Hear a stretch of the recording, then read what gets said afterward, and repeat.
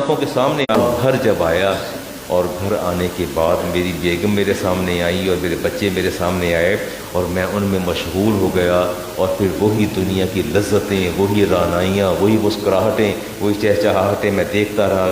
پھر مجھے اچانک خیال آیا کہ ابھی کچھ دیر پہلے تو وہاں میری کیفیت بالکل مختلف تھی، یہ اب مجھے کیا ہو گیا ہے؟ اس کا مطلب ہے یہ مجالس جو ہوتی ہیں یہ بھی آپ کی بربادی اور آباد کاری کی ذمہ دار ہوتی ہیں، نہیں ہوتی؟ نہیں، مجھے ایک اب یہ بتا دیجئے، اگر آپ ایک میوزیکل لور کے پاس بیٹھ جائیں، کسی سوشل میڈیائی بندے کے پاس بیٹھ جائیں، کوئی ایسے اینکر کے پاس بیٹھ جائیں، پھر میرے پاس بیٹھ جائیں، تو کیا سمجھتے ہیں کہ دونوں کی مجلس ایک ہی کیٹیگری کی ہے؟ کیسے ممکن ہے؟ میرے نبی نے ارشاد فرمایا تم لوہار کی دکان پہ جا کے بیٹھ جاؤ، وہاں سے اٹھو گے تمہارے دامن میں چھید ہوں گے، تمہارے کپڑوں پر چنگاریاں اٹھیں گی تو تمہارے دامن میں چھید کر دیں گی۔ فرمایا تم کسی عطار کی دکان پہ بیٹھ جاؤ، حدیث پڑھ رہا ہوں، عطار کی دکان پہ بیٹھ جاؤ، کچھ ناوی خریدو، جب وہاں سے باہر آؤ گے تمہارے بدن سے خوشبو کی مہک آ رہی ہوگی، نہ تم نے خریدی نہ تم نے کچھ کیا۔ اہل اللہ کے پاس، اہل علم کے پاس بیٹھنے کے بعد کچھ نہ کچھ گین ہو جاتا ہے، کہیں نہ کہیں بندہ کوئی نہ کچھ گین کر لیتا ہے، کسی بات کی سمجھ آ جاتی ہے، یا یوں کہہ لیجئے کہ وہ گرہ جو دل پر برسوں سے لگی تھی کسی ایک عالم دین یا اللہ والے کی نظر سے وہ گرہ کھل جاتی ہے، اس میں کوئی دوسری رائے نہیں ہے، کوئی ایک جملہ یا ایک بات ایسی ہوتی ہے وہ گرہ آپ کی کھول دیتا ہے۔ تو ظاہر مجالس تو ہوتی ہیں نا، مجالس فرق تو پڑتا ہے۔ تو حنظلہ گھر سے باہر نکل آئے اور سامنے صدیق اکبر آ رہے تھے، آپ نے ان کو روکا اور ان سے پوچھا کہ آپ کو پتہ ہے کہ آپ کا دوست حنظلہ منافق ہو گیا ہے؟ میں نے کہا نہیں، آپ کیسے منافق ہو سکتے ہیں؟ تو میں نہیں، بلیو می کہ آپ کے دوست حنظلہ یعنی میں منافق ہو چکا ہوں۔ تو آپ نے پوچھا آپ کیسی بات کرتے ہو؟ کہہ رہے میرے دل میں اضطراب ہے کہ نفاق میرے دل کے اندر آ گیا، وگرنہ کیسے ممکن تھا کہ میں نبی کریم صلی اللہ علیہ وسلم کی مجلس میں بیٹھا تو جہنم اور جنت میرے سامنے تھی، مجھے دنیا اور مافیہ بالکل مجھے اچھے نہیں لگ رہے تھے، میرے من کو بھا نہیں رہے تھے، نہ بیوی نہ بچے نہ اولاد نہ بزنس، ہر چیز مجھے سطحی اور غیر اہم دکھائی دے رہی تھی۔ لیکن گھر گیا ہوں تو مجھے دنیا کی لذتیں رعنائیاں دوبارہ پھر عود کر آئی ہیں۔ تو کہا رسالت مآب علیہ السلام کی بارگاہ میں چلتے ہیں اور آپ سے اپنی پریشانی کا ذکر کرتے ہیں۔ اور پھر جب رسالت مآب علیہ السلام کے پاس جا کے عرض کیا یا رسول اللہ، صدیق اکبر ساتھ تشریف لے گئے کہ میں تو یہ فرماتے ہیں کہ میں تو منافق ہو گیا ہوں، کہ میری کیفیات جو ہیں وہ اس طرح بدلتی ہیں، آپ کے پاس بیٹھنے سے کیفیت اور ہوتی ہے اور جب اٹھتا ہوں تو کیفیت میری بدل جاتی ہے۔ رسالت مآب علیہ السلام مسکرائے، فرمایا یا حنظلہ، تو آپ حدیث کے الفاظ سنیے گا، یا حنظلہ تو لو کنتم کما تکونوا عندی، فرمایا تمہاری وہ کیفیت جو تمہاری میری موجودگی میں میری مجلس اور میری محفل کے اندر تم پر جو کیفیت اللہ تعالیٰ تعریف فرما دیتا ہے، اگر وہ کیفیت بدستور برقرار رہے، لصافحتکم الملائکۃ علی فرشکم علی طرقکم یا حنظلہ، آپ نے فرمایا حنظلہ پھر یہ ہو وہ کیفیت جو میری موجودگی میں ہوتی ہے، اگر وہ بھی میری عدم موجودگی میں بدستور برقرار رہے تو پھر اللہ کے فرشتے آسمان سے اتریں، تم سے تمہارے رات بس خواب گاہوں میں داخل ہو جائیں، وہاں کے تمہاری زیارت کر کے تم سے مصافحہ کریں، اور تم باہر گلیوں میں نکلو تو بھی فرشتے تم سے مصافحہ کریں، اگر وہ کیفیت برقرار رہے جو میری موجودگی میں ہے، جو میرے پاس وہ کیفیت ہے، اگر وہی برقرار رہے۔ فرمایا یا حنظلہ تو ساعتوں و ساعت، اے حنظلہ یہ تو وقت وقت کی بات ہے، لمحات بدلتے ہیں، محافل بدلتی ہیں، فرمایا ایسی پر نور کیفیات جو ہیں سدا نہیں رہتی ہیں۔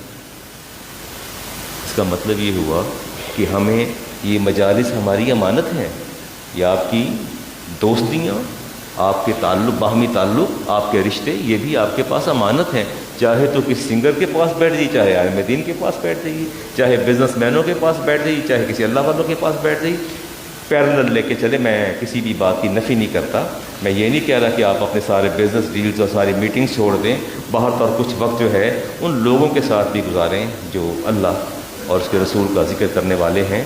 آئیے جی حدیث لیتے ہیں اگلی، اور حدیث کا نمبر 2305 ہے، اور رسالت ابی ہریرہ اس کے راوی ہیں۔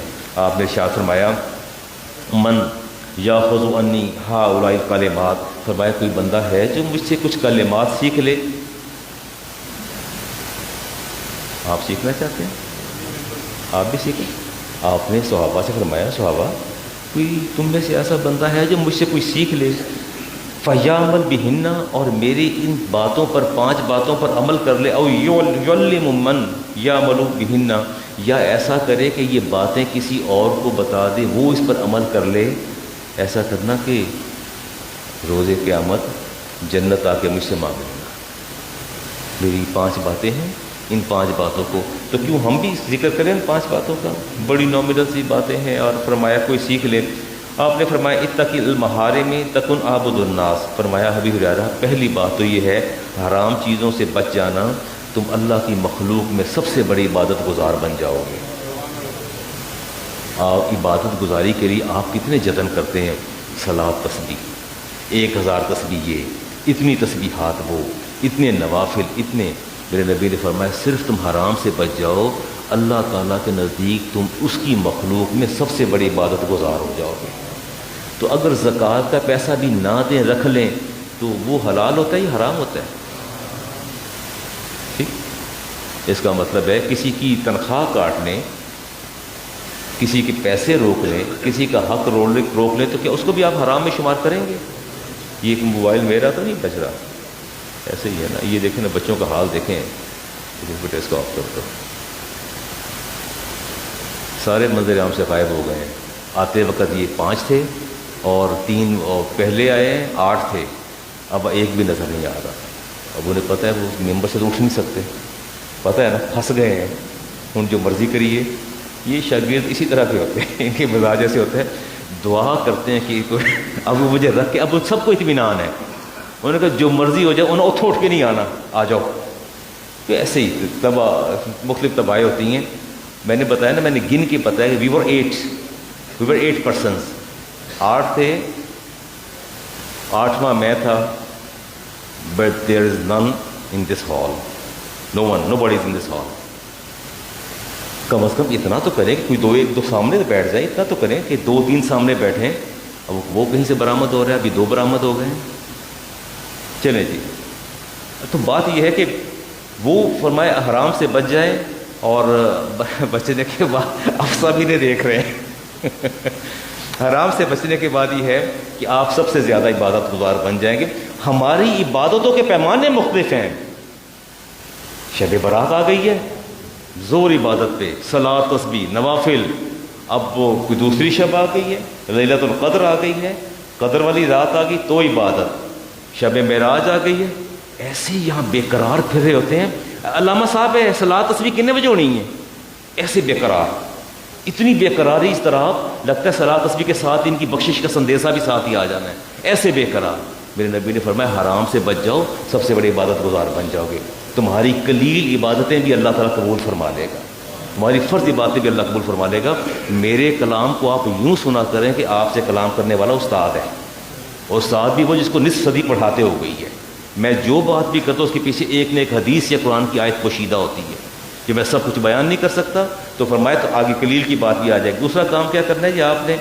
دوسرا فرمایا وردا، میں اس کی آگے تفصیل بھی بتاتا ہوں، وردا بما قسم اللہ لک تکن اغنی الناس۔ فرمایا ابھی ہریرہ ایک اور کام کرنا، اللہ کی تقسیم پر راضی ہو جانا، اللہ کی تقسیم پر راضی ہو جانا۔ فرمایا تم سب سے بڑے اس روئے زمین پر رب کی مخلوق میں سب سے بڑے غنی ہو جاؤ گے، سب سے زیادہ غنی تم ہوگے۔ کہیں عثمان غنی ہے تو عبد الرحمن عوف ہے، فرمایا رب کی تقسیم پر تم نے راضی ہونا ہے۔ تو آئیے انالیسز کریں، کیا ہم اللہ کی تقسیم پر راضی ہیں؟ انوار صاحب آپ راضی ہیں اللہ کی تقسیم پر؟ میں راضی ہوں۔ مجھ سے پوچھے نا کہ وہ علامہ صاحب تسی رب کی تقسیم سے راضی ہو؟ ہاں میں تو سر سے لے کے پاؤں تک راضی ہوں۔ تو باہر جا کے کہتا ہوں یار ایک گاڑی بڑا مجھے تنگ کر رہی ہے، تو کوئی کسی سے پیسے پکڑ کے میں گاڑی نہیں بدل رہا۔ ابھی میں جسٹ انٹر ہوا ہوں کوئی 12-20 پر، تو ایک صاحب نے مجھ سے آ کے پوچھا کہ وہ علامہ صاحب وہ چھوٹی سی گزارش کرنی تھی، آپ مجھے ایک مسئلہ بتاتے ہیں۔ میں نے فرمائیے۔ انہوں نے کہا جی بات یہ ہے کہ میں اور میری بیگم عمرے پہ جانا چاہتے ہیں، تو کچھ ہماری رقم اس میں کم ہو رہی ہے، تو میں سوچتا ہوں رشتے داروں سے قرض لے کے عمرے پہ چلا جاؤں۔ بات میری سن لیں؟ نہیں تو مجھے بتائیں عمرہ آپ پر فرض ہے؟ نہیں، میری بات کا جواب، عمرہ فرض ہے آپ پر؟ آپ کے پاس اگر مالی آسودگی اور کوئی شادگی نہیں تو آپ کیوں کسی کے آگے بیگنگ کرتے ہیں، ہاتھ کیوں پھیلاتے ہیں؟ اس کا مطلب ہے کہ آپ اللہ کی تقسیم پر راضی نہیں ہیں، آپ اللہ کی تقسیم پر راضی نہیں ہیں۔ ہم راضی نہیں ہوتے اللہ کی تقسیم پر۔ میں کسی کے آگے کیوں ہاتھ پھیلاؤں، کیوں میں کسی سے بات کروں؟ ساری باتیں چھوڑیں، باتیں منہ سے نکلتی ہیں، نہیں کرنی چاہیے۔ شیخ صاحب تشریف فرما تھے میرے ساتھ تو میرا بازو تھام فن لگے کہ علامہ صاحب تسی میرے نال جانا عمرے پہ، تیاری کرو، پاسپورٹ لے کر پاسپورٹ لے جانا ہے۔ تشریف فرمایا سامنے، میں نے ان کا شکریہ ادا کیا، ان کے جذبات کا، ان کی دعا کی میں نے تہجد میں۔ اللہ تعالیٰ ان کے جذبات کو استقامت عطا فرمائے، اور قدردانی پر اللہ جو جواب دیا ان کے سامنے کہ آپ کے ساتھ نہیں ہوں میں، تشریف لے آئے ہیں۔ اپنے آپ کو سنبھالیے تو صحیح نا۔ ہم اللہ کی تقسیم پر راضی ہیں ہی نہیں ہیں، جہاں سے ملے لے لو، کیوں لے لو؟ جو رب نے دیا اس پر راضی ہو جاؤ، جو میرے رب نے عطا فرمایا اس پر راضی ہو جاؤ۔ ہم راضی نہیں ہیں، ہم راضی نہیں ہیں، کہتے سارے راضی ہیں۔ آپ ایسا کریں وہاں سے شروع ہو جائیں، ادھر سے، اور اینڈ تک چلے جائیں، جس سے پوچھیں سب جنہ میں راضی نہ رب سے راضی کوئی نہیں، تو ابھی پوچھیں 10 بار شکوے آپ کے سامنے سنا دیں گے، مجھے یہ بھی پرابلم آ رہی، یہ بھی آ رہی، یہ بھی آ رہی ہے۔ ہم اللہ کی تقسیم پر راضی ہیں، اس کے رزق پر راضی ہیں۔ میں اس کی تفصیلات میں بھی جاتا ہوں، جی آگے بات کرتا ہوں۔ تیسری بات آپ نے فرمائی وَآسِنْ إِلَىٰ جَارِكَ تَكُنْ مُؤْمِنًا، فرمایا کیا تم کامل مومن بننا چاہتے ہو؟ اور یا رسول اللہ بننا چاہتے ہیں، فرمایا پھر اپنے پڑوسی سے اچھا سلوک کیا کرو، اپنے پڑوسی سے۔ اس پر تفصیلی بات کرتے ہیں، میں پہلے ان کو کر لوں، سمرائز کر لوں جی۔ وَأَحِبَّ لِلنَّاسِ مَا تُحِبُّ لِنَفْسِكَ تَكُنْ مُسْلِمًا، فرمایا ابی ہریرہ تم مسلمان بننا چاہتے ہو؟ یہ حدیث کے لفظ سنیے گا۔ فرمایا وَأَحِبَّ لِلنَّاسِ، لوگوں کے لیے وہی چیز پسند کرو، مَا تُحِبُّ لِنَفْسِكَ، جو اپنی ذات کے لیے پسند کرتے ہو، تَكُنْ مُسْلِمًا، تاکہ تم مسلمان ہو جاؤ، مسلمان بن جاؤ۔ اس کا مطلب ہے کہ اللہ کے نزدیک وہ بندہ اور اللہ کے حبیب کے نزدیک وہ پرفیکٹ مسلم نہیں ہے جو اپنے لیے نہیں۔ تو آپ یہ جب عید کا موقع آتا ہے تو آپ مجھے یہ بتائیے نا، وہ دل کے پھپھولے جل اٹھے سینے کے داغ سے، اس گھر کو آگ لئی گھر کے چراغ سے، آپ پہ اتنے معتقد ہیں اور اتنی مجھ سے محبت کرتے ہیں، اور جب شاپنگ کرتے ہیں، آپ عید کی شاپنگ کرتے ہیں، ایکسیپشن از آلویز دیئر۔ کیا وجہ ہے کہ میرے لیے تو آپ 500 800 900 کا جوڑا لے کے آتے ہیں، اور اپنی بیگم کے لیے، بچوں کے لیے، والدہ کے لیے آپ 4 5 برانڈڈ سوٹ لے کے آتے ہیں؟ کیا وجہ ہے؟ اس کی کیا وجہ ہے؟ یہ کیا معیارات ہیں اور کیا اقدار ہے اور کیا پیمانے ہیں کہ جو رب اور اس کے رسول سے وابستہ ہے اس کے لیے آپ کے دامن میں تنگی ہے، اور جو آپ کے جذبات سے، احساسات سے جس کی وابستگی ہے، اور جس سے خطرہ ہے کہ یہ میرا اکاؤنٹ سیٹل کر دے گا، اس کے لیے آپ کے دید و دل فرش راہ ہیں، اور نہیں دوسرے کے لیے آپ کے دل تنگ ہیں، کڑوی باتیں ہیں۔ اس کو میں ایز اے تمثیل بیان کر رہا ہوں، بطور مثال۔ ایسا نہیں ہے، ایسا ہے کہ جب بھی مجھے کسی نے کوئی گفٹ کیا، الحمدللہ علی احسان ہی، اس نے اپنی حیثیت سے بڑھ کے گفٹ کیا۔ نمازی میرا ہو، ابتدا میں پڑھنے والا ہو، سوال ہی پیدا نہیں ہوتا کوئی میرے سامنے کوئی سب سٹینڈرڈ چیز لے کے آ جائے۔ وہ اپنی ذات سے زیادہ مجھے ترجیح دیتا ہے۔ یہ محبت کا ایک ایسا پیرایا ہے جس کا میں بہت کم ذکر کرتا ہوں، لیکن بات یہ ہے اس پیمانے کو تھوڑا نیچے بھی لائیے، ان لوگوں کے لیے بھی لائیے جہاں اپنے سوٹ خریدے ہیں، گھر کی ملازمہ میڈ کا بھی ایک سوٹ لے لیں، اسی سوٹوں کے اندر، جوڑے کے اندر اس کا شامل کر دیں۔ اپنے بیٹے اور اپنے لیے لیا ہے تو ساتھ اپنے ڈرائیور کے لیے بھی سوٹ لے لیں، پھر آپ کیا ہو جائیں گے؟ کیا ہو جائیں گے جی؟ آپ تکون مسلمہ، پھر اللہ اور اس کے رسول آپ کو بطور مسلمان قبول فرما لیں گے، وگرنہ ان کے نزدیک آپ صحیح کامل مسلمان اور مومن نہیں ہیں۔ اس پر آگے بھی چل کے بات کرتے ہیں جی، دیکھیں بات کر پاتا نہیں کر پاتا۔ اور اگلی بات فرمایا ولا تکثر الضحک، فرمایا ابی ہریرہ زیادہ ہنسا نہ کرو، زیادہ ہنسا نہ کرو، فإن کثرۃ الضحک تمیت القلب، یہ جو لوگ بہت کہے لگاتے ہیں ان کے دل مردہ ہو جاتے ہیں، ان کے ضمیر مردہ ہو جاتے ہیں۔ تم نے کہا ابی ہریرہ آپ نے کہے نہیں لگانے، زیادہ آپ نے ہنسنا نہیں ہے۔ تو آپ کیا سمجھتے ہیں کہ ہم لوگ کم کم ہنستے ہیں؟ چلے نہ بتائیے مجھے، آئیے باری باری چلتے ہیں جی۔ اگلی حدیث لے لیتا ہوں جی۔ میں رسالت امام علیہ السلام نے محرمات کا ذکر بھی کیا۔ صوبان رضی اللہ تعالیٰ عنہ فرماتے ہیں کہ میں ایک ڈیلیگیشن تھا جی، وہ رسالت امام علیہ السلام کے پاس حاضر ہوا، اور فرماتے ہیں کہ آپ نے فرمایا کہ میں اپنی امت کے ان افراد کو پہچان لوں گا، یہ ذرا حدیث غور سے سنیے گا، یہ جو بہت عبادت گزار ہیں نا، بہت زیادہ عبادت گزار، they have to listen it, they have to hear it. یہ آپ لوگوں کے لیے جن کے ہاتھوں سے نہ تسبیح جاتی ہے اور نہ جن کے نوافل چھوٹتے ہیں اور نہ ان کی عبادات میں کمی آتی ہے، اور پھر اس کا تذکرہ بھی کرتے ہیں، تذکرہ بھی ساتھ فرماتے ہیں. سنیے جی، فرمایا قیامت کے دن تہامہ کے پہاڑوں جیسے، میں فرمایا میں اپنی امت کے ان لوگوں کو ضرور پہچان لوں گا، ضرور پہچان لوں گا جو قیامت کے دن تہامہ کے پہاڑوں سے زیادہ نیکیاں لے کے آ جائیں گے، میدان حشر میں آ جائیں گے اور حاضر ہوں گے. تو اللہ رب العزت فَيَجْعَلَهُ اللَّهُ هَبَاءً مَنْثُورًا، اللہ ان تہامہ کے پہاڑوں کے برابر نیکیاں لانے والوں کی نیکیوں کو کیا کرے گا؟ ہبا منصورہ، بکھری ہوئی راکھ کے ذرات بنا کے ختم کر دے گا. لسن ونس اگین، اتنی نیکیاں پائل اپ ہوتے ہوتے وہ تہامہ کے پہاڑوں کے برابر ہو گئیں. اور حدیث ابن ماجہ کی ہے، نمبر 4245 ہے، راوی صوبان ہے، صحابی رسول ہیں. فرمایا وہ تہامہ کے پہاڑوں کے برابر نیکیاں یوں اڑیں گی جیسے روئی کے گالے اڑتے ہیں، اور اللہ پھر ان کو راکھ کے اور خاک کے ذرات بنا کے منصورہ بکھیر دے گا. اور سبحان اللہ، یا رسول اللہ ہمیں بتا دیجیے ان کی پہچان کہ ہم نہ کہیں ان میں سے ہو جائیں، ہم ان میں نہ شامل ہو جائیں. تو آپ نے فرمایا، وہ جواب سنیے گا، فرمایا کہ وہ تمہارے بھائی ہیں، وہ تمہارے بھائی ہیں اور تمہاری جنس میں سے ہیں، تمہاری جنریشن میں سے ہیں، اور رات کی عبادت کا حصہ اسی طرح حاصل کرتے ہیں جیسے آپ حاصل کرتے ہیں. میری بات نہیں سمجھ آئی؟ جسٹ لائک یو، جتنے آپ عبادت گزار ہیں وہ سارے کے سارے اللہ کی بارگاہ میں ایسے ہی سجدے کرتے ہیں، ایسے رکوع کرتے ہیں. تمہاری، آپ کی اور ان کی عبادتوں میں کوئی فرق نہیں ہے. وہ آپ ہی کی جنریشن سے ہوں گے اور آپ ہی کے لیول اور درجے کے وہ عبادت گزار بھی ہوں گے. کیا ہوں گے؟ عبادت گزار ہوں گے. فرمایا اذا خلو بمحارم اللہ انتہکوہا، فرمایا لیکن جب انہیں ان کو تنہائیاں میسر آئیں گی تو تنہائیوں میں وہ اپنے گناہوں کا ارتکاب کریں گے. آپ کی تنہائیاں محفوظ ہیں؟ Do you think that your solitudes, your loneliness are secured? Never. میری بھی محفوظ نہیں، کسی کی محفوظ نہیں ہے.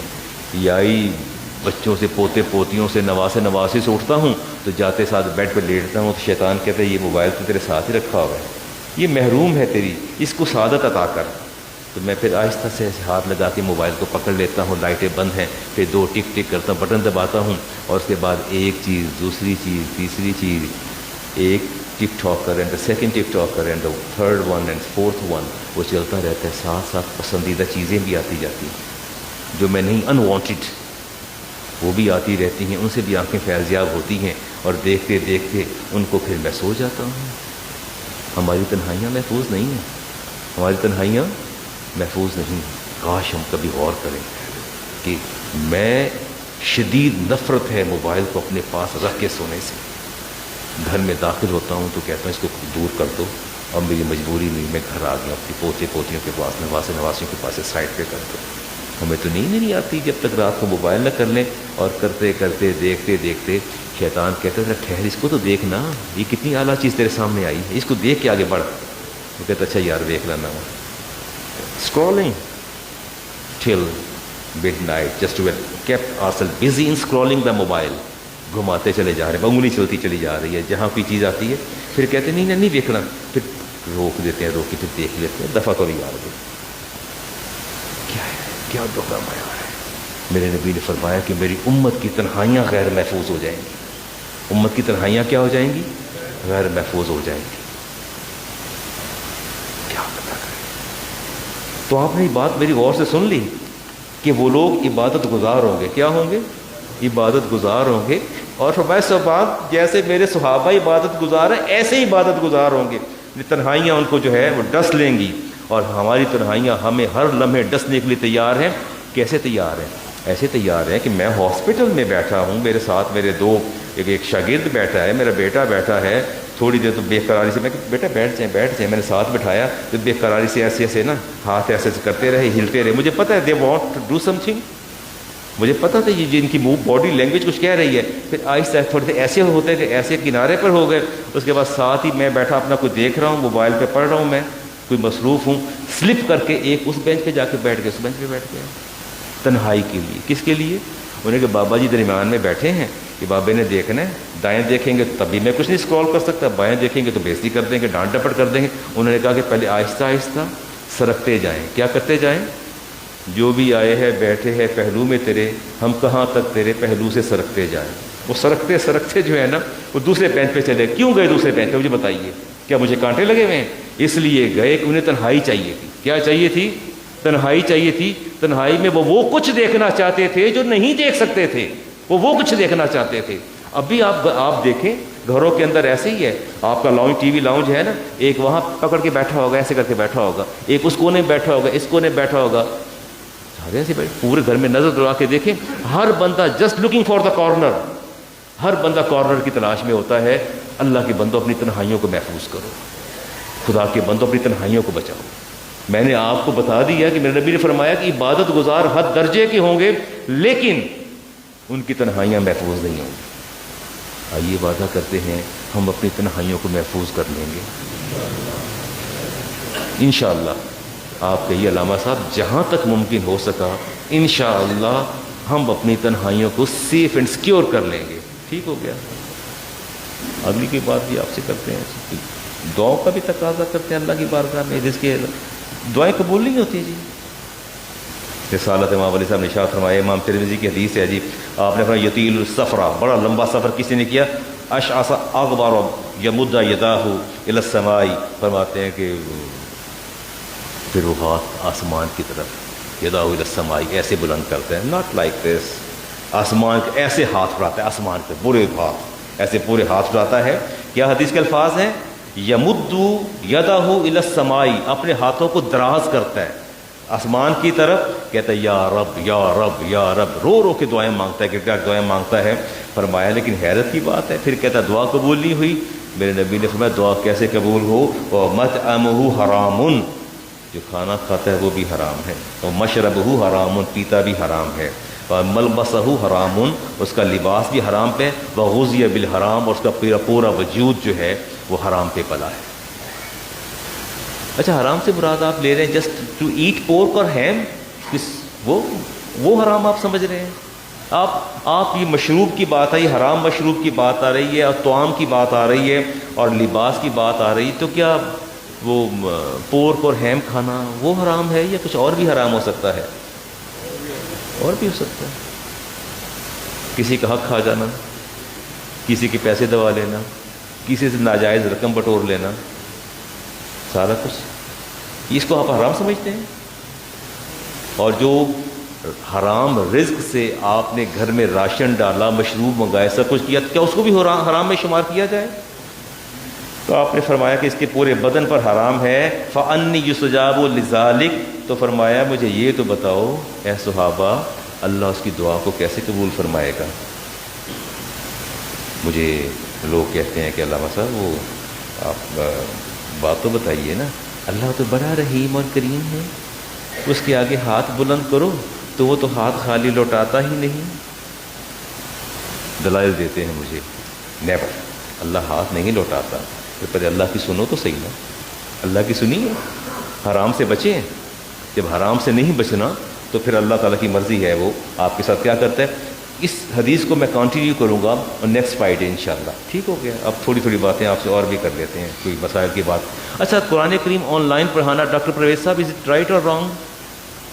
یہ میں مسائل کی طرف آ گیا ہوں. آن لائن قرآن پاک پڑھایا جاتا ہے. میری نواسی, میرے نواسے شیخ صاحب عمران کے بیٹے نیو یارک میں, بچے میرے سارے پر یہاں سے پڑھاتا ہوں. میں خود بھی ان کو لیکچر دیتا ہوں, اور باقاعدہ ہمارے استاد صاحب ہیں جو آپ کے بچوں کے بھی استاد ہیں, وہ پڑھاتے ہیں. تو آن لائن ٹھیک ہے قرآن پاک پڑھانا؟ اچھا چلیں, یہ تو بڑی اچھی بات کی آپ نے. ہمارا جس دور سے ہم گزر رہے ہیں یہ فاصلاتی نظام تعلیم رائج ہو چکا ہے. یہ نظام سے درجہ قبول عام بھی حاصل ہو چکا ہے. ایون دیٹ کہ آپ کی وٹنس سپریم کورٹ کی یا دائیں یا بائیں جو ہوتی ہیں اس کے لیے بھی آپ فاصلاتی نظام کو استعمال کرتے ہیں. ایسا ہے نا جی کہ نہیں ہے؟ بالکل ٹھیک ہو گیا. آپ کی عالمی کانفرنسز کے اندر بھی میں نے نہیں جائز، نہیں جائز میرے لیے. اگر وہ آن لائن میرے بچے پڑھ رہے ہیں تو کیا مجھے استاد کو پے کرنا چاہیے؟ نہیں کرنا چاہیے. اس کا مطلب ہے اللہ کے کلام کو بیچ رہا ہے وہ. تو میں نے آپ سے تقاضا کی ہے مجھے دیں کچھ. میں سارا ہفتہ پڑھتا ہوں، تیاری کر کے آتا ہوں اور بیمار آدمی ہوں، پھر آپ کی خدمت کرتا ہوں، مجھے کچھ دیں. آپ کہتے ہیں ہو علم بیچ رہا ہے، قرآن حدیث بیچ رہا ہے. قاری صاحب پیسے مانگے تو وہ بک رہا ہے، وہ قرآن بیچ رہا ہے. امام صاحب نماز پڑھاتے ہیں، ہمارے قاری صاحب تراویح پڑھاتے ہیں، یہ تقاضا کر لیں تو یہ بیچ رہے ہیں. امام صاحب نے نماز پڑھائی تو وہ بیچ رہے ہیں. مؤذن نے کہا اذان کہتا ہوں تو اب اذانہ بیچ کے کھاتے، اذانہ کی کمائی کھا رہے ہیں. میں قرآن حدیث کی کمائی کھا رہے ہیں، کوئی نمازوں کی کھا رہا ہے، کوئی کچھ کھا رہا ہے، کوئی کچھ کھا رہا ہے. آپ اتفاق نہیں کیا میری بات سے؟ آپ کیا کہتے ہیں؟ شوڈ آئی پیڈ اور ناٹ؟ اگر آپ مجھ کو دیں گے تو وہ میرے لیے حلال ہے یا حرام ہے؟ آئیے حدیث لیتے ہیں. رسالت امام الاسلام، آپ سے پوچھا گیا، سوال کیا کہ امام بخاری کی حدیث ہے اور ابن عباس اس کے راوی ہیں. تعلیم قرآن کے حوالے سے حج کے جو ٹور آپریٹرز ہوتے ہیں جو آپ کو حج کرواتے ہیں، گائیڈ کہتے ہیں انہیں، وہ گائیڈ جو آپ کے ہوتے ہیں، یا آپ کی امامت، آپ کے اذان کہنے والے اور دیگر عبادات پر اجرت لینا جائز ہے. اجرت لینا کیا ہے؟ جائز ہے. آئیے حدیث لیتے ہیں. قول النبی علیہ السلام احق سب سے زیادہ حقدار، احق دا موسٹ ہیونگ رائٹ، فرمایا تم میں سے وہ ہے ما اخذتم علیہ اجرا کتاب اللہ، جو بندہ اللہ کی کتاب سے منسلک ہو اور اللہ کی کتاب کی تعلیم دے، وہ تمہارے پیسے اور اجرت کا سب سے زیادہ حقدار ہے. ماں سے بھی زیادہ، باپ سے بھی زیادہ، بھائی سے بھی زیادہ، دوست سے بھی زیادہ، پورے خاندان سے زیادہ وہ حقدار ہے. ماں کی محبتیں اپنی جگہ پر، باپ کا سائبان اپنی جگہ پر، بیٹوں کی چاہتیں اپنی جگہ پر، بیٹیوں کی راحتیں اپنی جگہ پر. لیکن سب سے زیادہ میرے نبی نے فرمائی، امام بخاری کی حدیث ہے، تمہارے پیسے کا حقدار وہ ہے جو تمہارا کنیکشن تمہارے رب کے ساتھ جوڑ رہا ہے. نہیں، اب بڑی آہستہ آہستہ بات کر رہے ہیں. سبحان اللہ نہیں کہی کسی نے. میری باری تو ساری چپ کر گئے. نو سبحان اللہ. Just we are deprived. ایسی بات نہیں ہے. اچھا کہیں یہ نہ سمجھے گا I am just going to motivate you, ایسی بات نہیں ہے. آپ کو دین سکھا رہا ہوں. مجھ سے کسی نے سوال کیا ہے کہ علامہ صاحب یہ آن لائن پیسے لینا جائز ہے، یہ قاری صاحب قرآن پڑھانے آتے ہیں پیسے لینا جائز ہے، اب آپ کیا فرمائیں گے؟ کہیں نہیں جائز نہیں کہنا بھائی، فرمانا سب سے زیادہ حقدار وہی ہے، جائز تو نہیں کہنا. اب جائز نہیں کہیں گے، آپ کیا کہیں گے؟ The most deserving person. Most کی ڈگری خود دیکھ لیں، وہ سب سے زیادہ حقدار ہے. اپنے مؤذن کا خیال کیجئے، اپنے امام کا خیال کیجئے، اپنے جو اذان دینے والا ہے، جو بھی کتاب اللہ سے منسلک ہے، آپ کا خطیب منسلک ہے، آپ کا امام منسلک ہے، جتنے بھی لوگ منسلک ہیں، دے آر موسٹ ڈیزرونگ. وہ آپ کے مال کے زیادہ حقدار ہیں. But this is a reality. سب سے زیادہ ڈپرائیوڈ طبقہ بھی یہی ہے، سب سے ڈپرائیوڈ طبقہ بھی یہی ہے. میں نکاح پڑھانے جاتا ہوں تو فارم ہاؤس کے اندر مشورہ کرتے ہیں، والد صاحب نے کی دینے. اب وہ اس پر غور ہی نہیں کرتے، اسے گناہ کبیرہ سمجھتے ہیں کہ مولوی صاحب کو دینا یہ گناہ کبیرہ ہے، اتنا نیک کام کرنے آئے ہیں، نکاح پڑھانے آئے ہیں. تو اب وہ تو غور ہی نہیں کرتے. اور اگر کبھی غور کر بھی لیں، پوچھتے ہیں یار فارغ کرنا ہے، مولوی صاحب نے کی دینا ہے. پھر ایک بندہ درمیان سٹتا ہے، کہنا وہ یار تو پھر گا سن، اپنے ہی بندے نے چھاڑی یار پرے، انہوں نے کی دینا ہے. اپنے بندے کے ساتھ پیٹ نہیں ہوتا، اس کی گاڑی فیول نہیں لیتی، اس کی ٹائم کنزمپشن نہیں ہے. یہ دا ورسٹ کنڈیشن. مینٹلی سک ہوتے ہیں یہ لوگ، مینٹلی سک ہوتے ہیں لوگ. کہنا چاہیے یار عالم دین ہے، چل کے آئے ہیں، تشریف لائے ہیں، وقت دیا، یہ پڑھتے پڑھاتے وقت اللہ اور رسول کے حدیث کو قرآن کو دیتے، ہم نے ان کا ٹائم کنزیوم کیا ہے. Just we have to pay betterly, ہمیں بہتر دینا چاہیے. وہ میں کھڑا تھا سامنے، انہوں نے کہ 5,000 کا نوٹ نکال کے ادھر کھڑا، اس کے ہاتھ پکڑے، سارے نوٹ واپس کیے، 5,000 کا نوٹ نکال کے کہتے میں دینا ہوں، چھاڑ پیچھے ہٹ. تو آگے بڑھی اللہ صاحب کی خدمت ہے. میں کہ اس کو رکھ لیجیے، ضرورت نہیں خدمت کی، اللہ کا دیا بہت کچھ ہے. نکاح ہو گیا، میں نے حرام کو حلال کر دیا ہے، آپ جشن منائیے. میں واپس آ گیا. یہ آپ دیکھیں کہ کھانے 6 8 8 10 10، اور جب عالم دین کو دینے، آپ عالم دین کو نہیں دیتے، یہ بات یاد رکھیے گا، آپ اصل میں وہ رقم اللہ اور رسول کے ہاتھوں میں تھماتے ہیں کہ مالک تیرے بندے تیرے دین کے نگہبان، تیرے دین کے محافظ، تیرے دین کا ابلاغ کرنے والے، یہ ہم نے رب کی تعظیم اور رب کے رسول کی تعظیم کی ہے کہ میرے نبی نے فرمایا کہ یہی تو علماء میرے وارث اور میرے جانشین ہیں. خود فرمایا. آپ کے رویے ایسے خراب ہیں، میں خود حیران ہوتا ہوں دیکھتا ہوں. اول تو اسٹیج سے دھکا دے دیتے ہیں، بہت جو دل جلے ہوتے ہیں کہتا ٹرب والی صاحب وہ ہٹا کے پیچھے خود آپ خود چڑھ جاتے ہیں اور فوٹو سیشن شروع ہو جاتا ہے. تو کیا آپ نے اللہ کی بارگاہ میں حساب نہیں دینا؟ آپ نے اللہ کی بارگاہ میں حساب دینا ہے. خیال کیا کریں، علماء کی خدمت کیا کریں، مؤذنوں کی، خادموں کی، ائمہ کی. They are deprived people. میری باتوں سے اگر آپ پازیٹیو مائنڈیڈ ہوں گے تو کبھی نتیجہ اخذ نہیں کریں گے کہ مولانا اپنی بات کر رہے ہیں. میں اپنی بات نہیں کر رہا، میں اکیلا تھوڑی عالم دین ہوں. سینکڑوں ہزاروں آپ کی مساجد میں لوگ ہیں، لیکن وہ موسٹ ڈیزرونگ ہے، اور انہیں شادی پر ضرور بلایا کریں. اگر آپ نے انہیں نکاح پڑھوا لیا ہے تو ولیمے پر بلا لیں. افتخار صاحب دانیال کا نکاح مجھ سے پڑھا لیا ہے تو مجھے ولیمے کی دعوت بھی دے دیں. کیا میں اتنا کیا گزرا ہوں؟ نہ ولیمے کی دعوت ہے، نہ کسی اور چیز کی دعوت ہے. نکاح پڑھایا تو فارغ. سب سے پہلی کال کریں، مولانا ولیمہ ہے، آج آپ کو دعوت دی تھی، آپ نے تشریف لانا ہے تاکہ اللہ تعالیٰ ہمارے ولیمے کو بابرکت بنا دے اور میرے بیٹے یا بیٹی کی ازدواجی حیات کو اللہ تعالیٰ باغ و بہار کر دے. پوچھتے نہیں ہیں، پرواہ نہیں کرتے. تو گویا آج آپ نے مجھ سے یہ سیکھا، دا موسٹ ڈیزرونگ پیپل یہ لوگ ہیں جو کتاب اللہ سے وابستہ ہیں. یہ ان کو دینا کیا ہے؟ جائز نہیں کہنا، they are most deserving people. یہ اور وہ ڈیزرونگ کیسے ہو گئے، وہ زیادہ پسندیدہ کیسے ہو گئے؟ اس لیے کہ ان کا کنیکشن. میں بھی آپ سے بات کرتا ہوں جی، آئیے. میں کیسے موسٹ ڈیزرونگ ہو گیا؟ میرے پاس شیخ صاحب وہ معاملہ آیا، انہوں نے کہا جی ہم بڑے پریشان ہیں. میں نے کیا پریشانی ہے؟ انہوں نے کہا جی ان کا نکاح ہوا ہے صاحب کا. تو میں کہ ماشاء اللہ جی بچہ ہونے والا. میں کہ بالکل ٹھیک ہے. کہتے اللہ سے ایک پرابلم آ گئی. میں کیا پرابلم آئی؟ کہ ان کی بیوی جو تھی مفقود الخبر ہو گئی، کہیں کھو گئی، گم ہو گئی، نہیں ملی. ہم نے ویٹ کیا، 3 4 سال ہم انتظار کرتے رہے، اور لیکن وہ نہیں ملی. ان کے بچے تھے، 2 چھوٹے بچے تھے.